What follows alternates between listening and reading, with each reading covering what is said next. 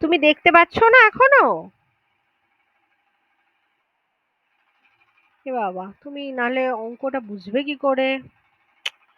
কিন্তু মধুশ্রী তো দেখতে পাচ্ছে, এবার আমি তাহলে বুঝতে পারছি যে আমার দিক থেকে কোনো ইস্যু হচ্ছে না, তাহলে তো মধুশ্রী দেখতে পাচ্ছে।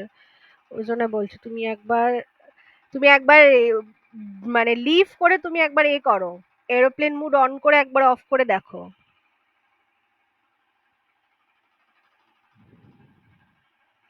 আচ্ছা, আমি বলছি মধুশ্রী, তাহলে তো এই জিনিসগুলো দেবে যে তোমাকে এই রকম সূত্রগুলো দিয়ে দেবে, ঠিক আছে?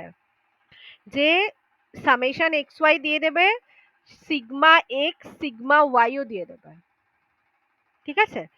দিয়ে দিলে তোমাকে শুধুমাত্র সূত্রটা পুট করে অঙ্কটা করতে হবে, হয়তো এটুকু ক্যালকুলেশন দিতে পারে। না হলে বেসিক্যালি কনসেপচুয়াল কোয়েশ্চেনই জিজ্ঞেস করবে। বোঝা গেল? কি বুঝতে পারছো আমি কি বলছি?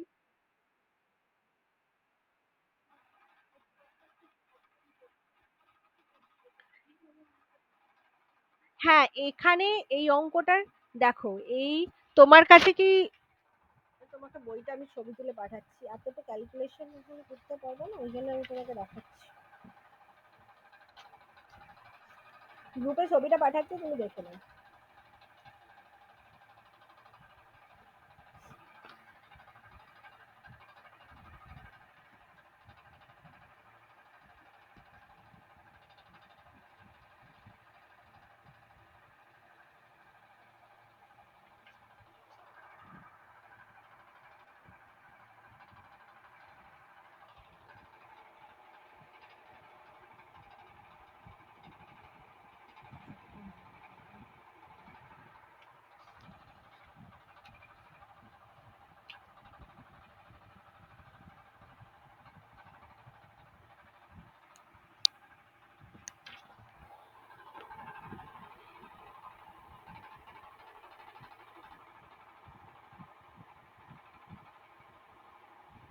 হুম,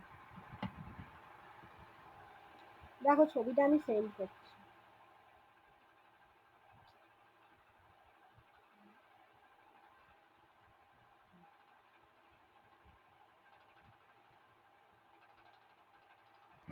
এখানে এত বড় জিনিসটা করা নেই, আমি তোমাকে বলে দিচ্ছি। এই দেখো তোমাকে এই স্কোর গুলো দিয়ে দেবে, যেটা যেটা ক্যাপিটাল এক্স লেখা আছে স্কোর, ক্যাপিটাল ওয়াই স্কোর, ঠিক আছে? তোমাকে এই স্কোর গুলো দিয়ে দেবে, তোমাকে ডেভিয়েশন বার করতে হবে। ডেভিয়েশন যেমন মিন করার সময় বার করো, ডেভিয়েশন মানে বিচ্যুতি, কোন একটা স্কোরকে আমি অ্যাজ এ মিডি মানে মিড পয়েন্ট হিসাবে দেখে ওই স্কোরটা ধরে বাকিগুলো থেকে ডেভিয়েশন বার করি।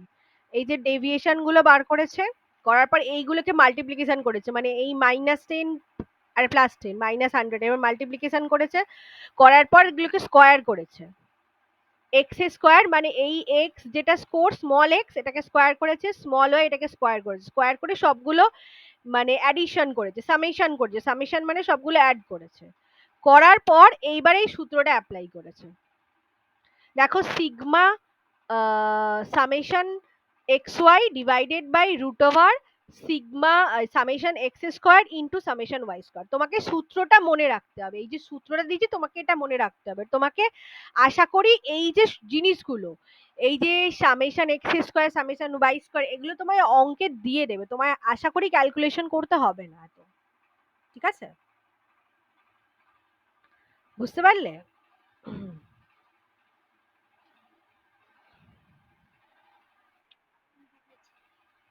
তোমায় যে গ্রুপে ছবিটা পাঠিয়েছি, এই ছবিটা তুমি সেভ করে রাখবে। তোমার কাছে তো বই আছে তো স্ট্যাটিস্টিক্স এর, ওই এর বইটা, যেটা মঙ্গল অ্যান্ড মঙ্গল, ওই বইটাতেও তুমি দেখতে পাবে এই অঙ্কগুলো। মানে এই প্রসেসটা আমি দিইনি, এটা মিন করার সময় তো এই প্রসেসটা তোমরা জানো, ওই জন্য আমি এই প্রসেসটা এখানে দেখাইনি, শুধু সূত্রগুলো মেনশন করে দিয়েছি।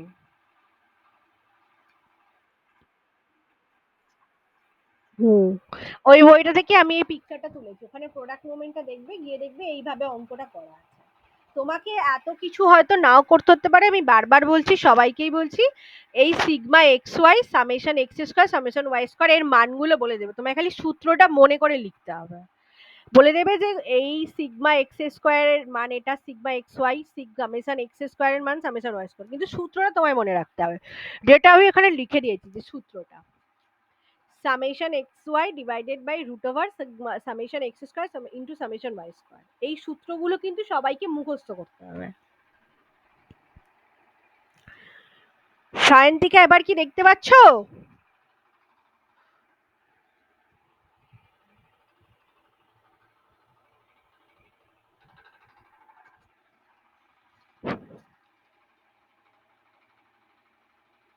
বুঝতে পারলে মধুশ্রী? এইটা আর একটা সূত্র যেটা হচ্ছে ডেভিয়েশন টেকেন ফ্রম জিরো। তো এই যাই দিক তোমাকে এইগুলো সব দিয়ে দেবে, দিয়ে দিলে তুমি অঙ্কগুলো করতে পারবে। যে সূত্রগুলো মনে রাখবে, যে সূত্রগুলো মুখস্থ করে দেবে। কেন বলো তো, অনেক সময় আইডেন্টিফাই করতে দিতে পারে যে কোনটা কার সূত্র। ইউজিসি তো এখানে তোমাকে কোনো বড় ক্যালকুলেশন করতে দেবে না। এটা নিশ্চয়ই কোনো মানে ডেসক্রিপটিভ এক্সামিনেশন না যে তোমাকে বড় ক্যালকুলেশন দেওয়ার বলে তোমাকে আইডেন্টিফাই করতে হবে যে কোনটা কার সূত্র। এটা হচ্ছে deviation taken from original school, এইটা আর একটা সূত্র। যখন আমরা অরিজিনাল স্কোর থেকে করি তো সেটা একটা সূত্র, sigma x y minus n into mean x into mean y. আর এটা হচ্ছে sigma x square minus n into, এগুলো হচ্ছে ইন্টু, পয়েন্ট না, মানে এগুলো ইন্টু। ভালো করে মনে রাখবে, এই যে যেখানে এগুলো পয়েন্ট যেগুলো করেছি এগুলোকে ইন্টু বলে।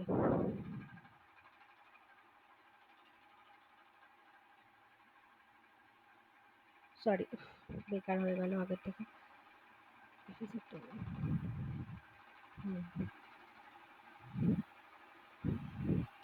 এগুলো হচ্ছে ইন্টু।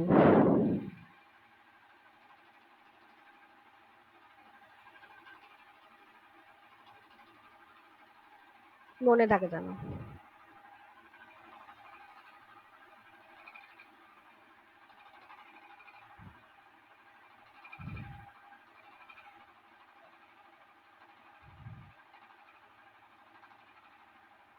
মনে থাকবে এগুলো ইন্টু বলে, ঠিক আছে?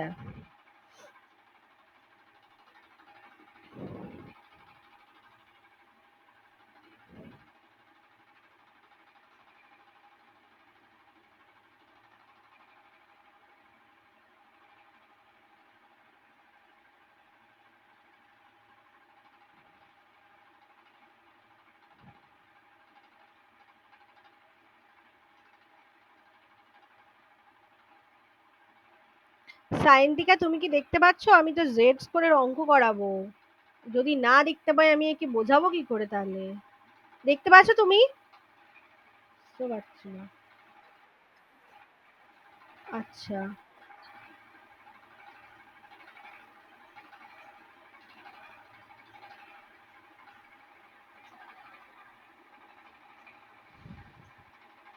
এখানেও ইন্টু হবে। N into sigma x into sigma Y.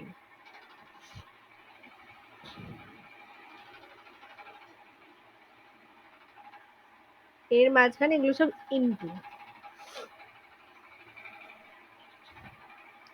আর আগের দিনকে স্পিয়ারম্যানের কোরিলেশনে বুঝিয়েছিলাম, আমার মনে আছে পুরোটা ভালো করে বুঝিয়েছিলাম যে এটা সূত্রটা কি। ওয়ান মাইনাস, কোথায় গেল, লিখে দিয়েছিলাম মনে হয়। One one minus six into summation FD square divided by N into root over N square minus N. কিভাবে লিখবে তো আবার বলে দিচ্ছি। এইভাবে লিখবে, পিয়ারসনের পিটা এইভাবে লেখে, ওয়ান বড় করে মাইনাস, এইটা পুরোটা থার্ড ব্র্যাকেটের মধ্যে থাকবে, হ্যাঁ, দেন সিক্স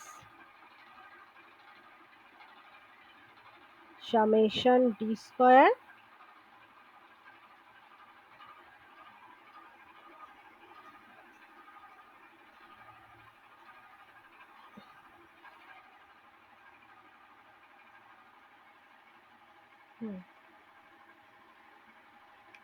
divided by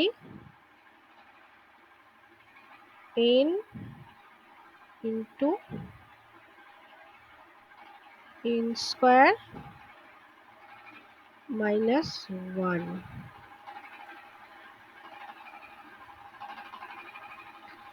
এইভাবে সূত্রটা লিখবে। বুঝতে পারলে? এইভাবে সূত্রটা লিখে আর এখানে হচ্ছে র‍্যাংক দিয়ে, এখানে হচ্ছে দেখো তোমাকে স্কোর দিয়ে দিয়েছে।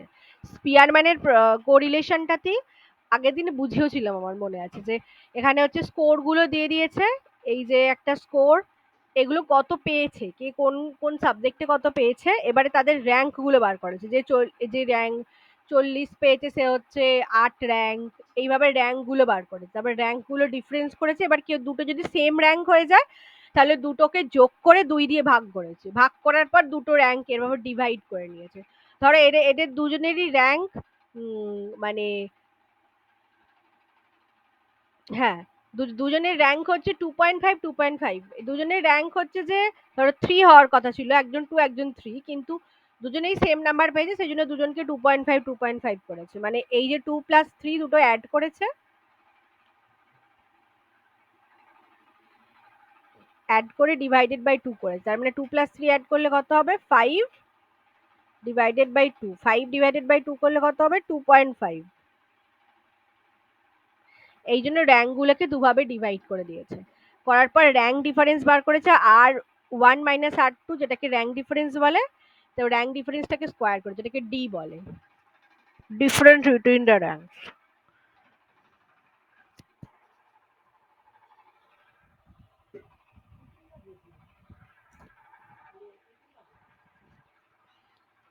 বুঝতে পারলে তো?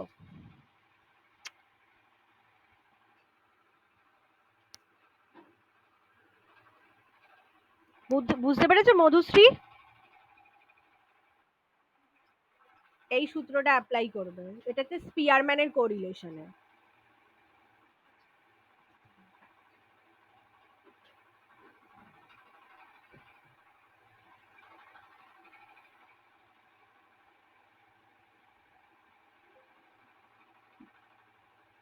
এই নোটসটা আমি দিয়ে দিয়েছি, তারও আরেকবার দিয়ে দেবো এডিট করে, যেহেতু এডিট করেছি।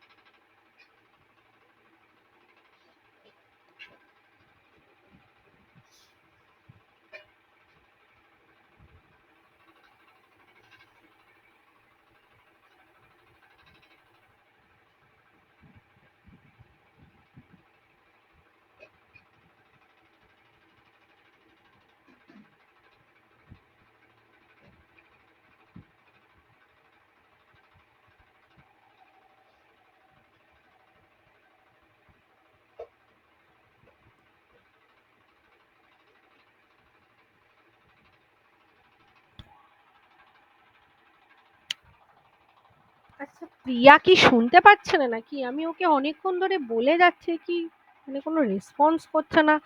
এভাবে জেড স্কোরের অঙ্ক বুঝতেও পারবে না, তাহলে বারবার জিজ্ঞেস করলে পরে আমি কি করে বলবো এবারে?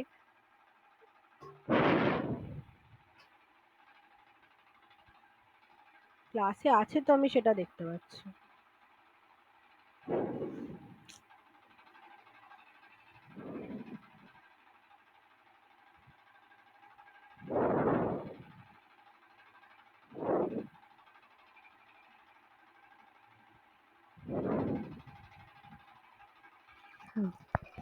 আচ্ছা, সায়ন্তিকা তুমি কি এবার দেখতে পাচ্ছো? দেখো।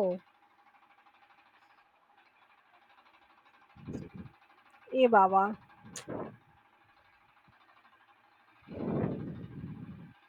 তোমার রেকর্ড দেখতে হবে, কিছু করার নেই। জেড স্কোরের আমি অঙ্ক বোঝাবো বলে, এবার জেড স্কোরটা খুব ইম্পর্টেন্ট, কারণ এটা এক্সামে জিজ্ঞেস করবে। সেই জন্য আমি মানে সবাইকে বলেছিলাম, ইভেন পারমিতাকেও বলেছিলাম যে জয়েন করো। কি কোর্স, পারমিতা তো আমাকে বললো যে ওর পড়ানো হয়ে যায়। প্রিয়ার তো কোনো রেসপন্সই নেই।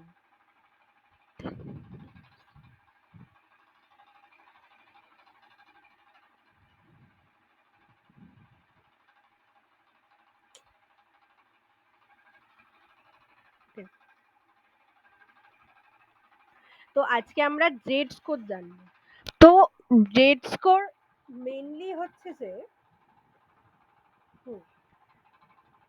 অ্যাকচুয়ালি আমরা নর্মাল প্রবাবিলিটি কার্ভের অ্যাপ্লিকেশনিং এর ক্ষেত্রে আমরা জেড স্কোর ইউজ করি। জেড স্কোর নর্মাল প্রবাবিলিটি কার্ভের একটা অ্যাপ্লিকেবিলিটি হলো এই যে কনভার্টিং র score into comparable standardised normal score. র স্কোরকে র স্কোর যে র স্কোর মানে ধরো কোনো একটা এইরকম হয়ে আছে, এ বাবা,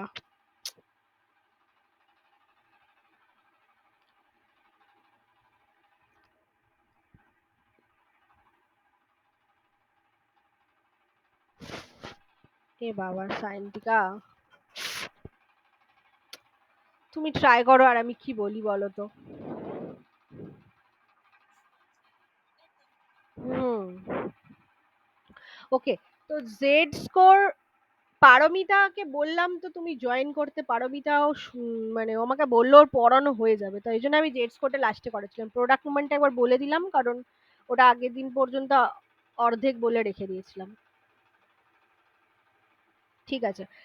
হুম।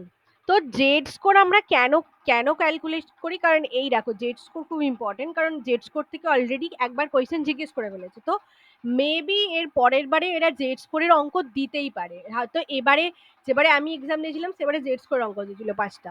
তো জেড স্কোরের অঙ্কগুলো ইম্পর্টেন্ট, প্লাস হয়তো আগের বার যেবার দিয়েছিলাম সেবারে কিছু বেসিক অঙ্ক দিয়েছিল যে দুটো র স্কোর থেকে মিনের ডিফারেন্সটা বার করে হতে হবে, এইরকম কিছু দিয়েছিল। কিন্তু এবারে কিন্তু কিছু ডিফারেন্ট বা ডিফিকাল্ট দিতে পারে, কারণ ইউজিসি যে টপিকটার উপর দেয় সেই টপিকের উপরই নেক্সট বার দেয়, কিন্তু একটু ডিফিকাল্ট লেভেল কোয়েশ্চেন দেয়।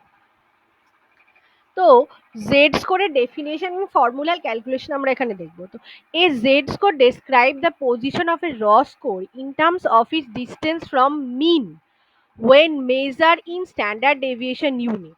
The z-score is positive if values lies above the mean and negative if values lie below the mean.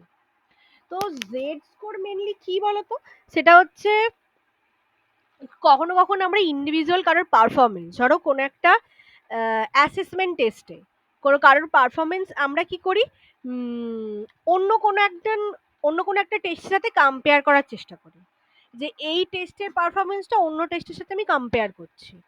কিন্তু যখন আমি কম্পেয়ার করব, যেমন সাপোজ তুমি যদি দুজনের হাইট কম্পেয়ার করো, তো অবভিয়াসলি তোমাকে দুজনের হাইটকে, একজনের হাইট আছে সেন্টিমিটারে একজনের হাইট আছে মিটারে, তো তোমাকে মেজারটা চেঞ্জ করতে হবে কি হবে না? মধুশ্রী বলো, তোমার মেজারটা চেঞ্জ করতে হবে কি হবে না দুজনকে কম্পেয়ার করতে গেলে?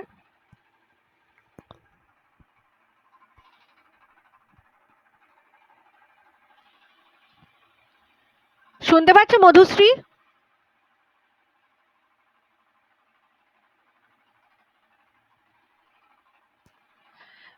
সায়ন্তিকে শুনতে পাচ্ছ কি বলছি? আচ্ছা,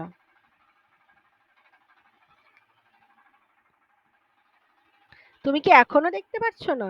মধুশ্রী কি ক্লাস থেকে আউট?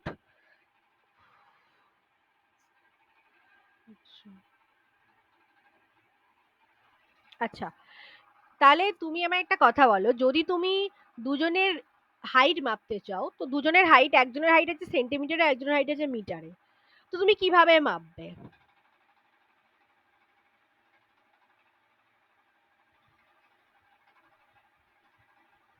সিম্পলি ভেবে বলো, মানে এত ডিপ ভাবার দরকার নেই, সিম্পলি ভেবে বলো তুমি কিভাবে মাপবে।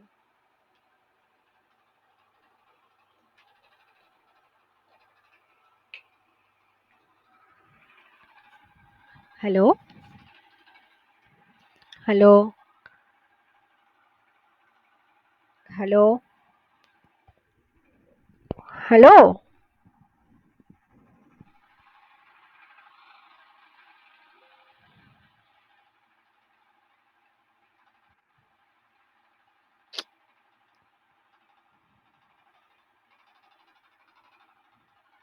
বাকি জনটাও তো অ্যান্সার কর, যে কিভাবে মাপবো।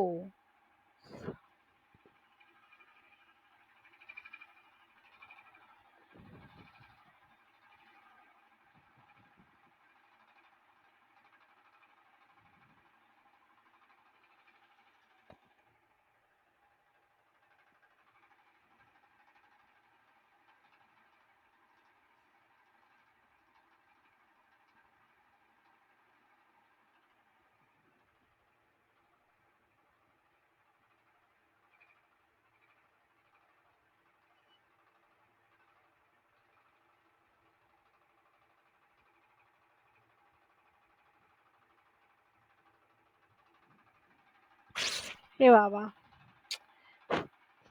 হ্যালো? স্টপ